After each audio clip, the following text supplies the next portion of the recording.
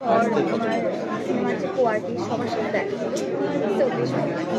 একটু জানতে চাবো যে প্রথম মুভি এক্সপেরিয়েন্সটা প্রত্যেকটা অভিনেতা মানে আস্তে কথা সব পাবে বড় করে দেখা। সাউন্ড পাবে অবশ্যই অনেক বেশি নিজেকে গল্পটা দেখার জন্য অনেক বেশি এক্সাইটেড। আর বাকিটা হচ্ছে আমার দর্শক আমার কীভাবে এক্সাইট করবে নায়িকা হওয়ার পিছনের গল্প কেন মনে হলো মুভিতে আসার পিছনের গল্পটা কি? কেন কোন জায়গা থেকে মনে হলো যে আমি ছবিটা কাজ করবো? আচ্ছা আমি কাজ করতাম মডেলিং করা বেশ কিছু আমার কাছে অফার এসেছে কিন্তু আমার হচ্ছে that time I wanted cinema কিন্তু গল্পটা বলে তামিল ভাইয়া গল্পটা আমাকে টাচ করেছিল যে না আমার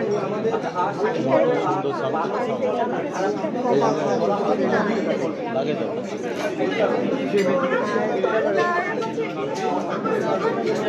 গল্প বলতে গেলে একজন পরিচালক কতটুকু কষ্ট দিতে পারে সেটা আর কি সেটা অবশ্যই আপনার সিনেমা হলে গেলে দেখতে পারবেন যে এত কষ্ট করে সিনেমাটা বানিয়েছে। আমি অবশ্যই চাই দর্শক আমার সিনেমা দেখতে সিনেমা অবশ্যই দেখতে।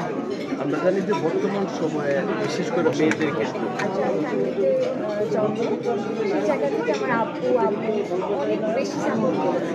সেই জায়গা থেকে আমি অনেক ভালোভাবে কাজ করছি। দেখা যায় একটা স্ক্রিপ্ট পেলে বা একটা গল্প পেলে আমি দেখা যায় কীভাবে করবো।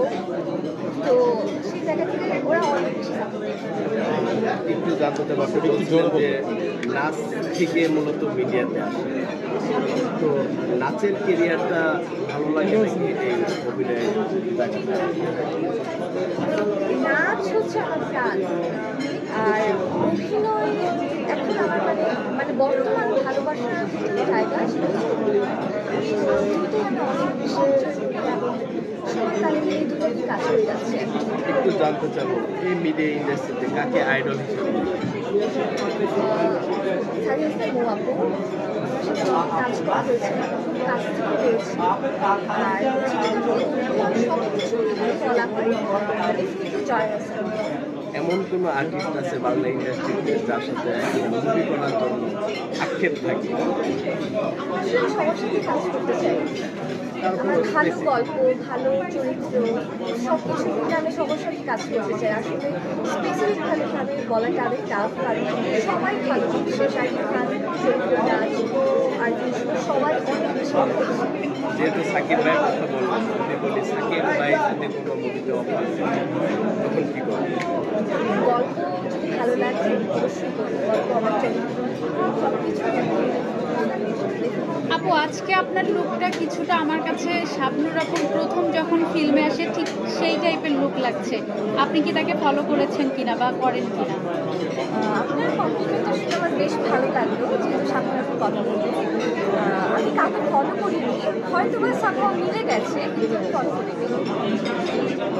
আর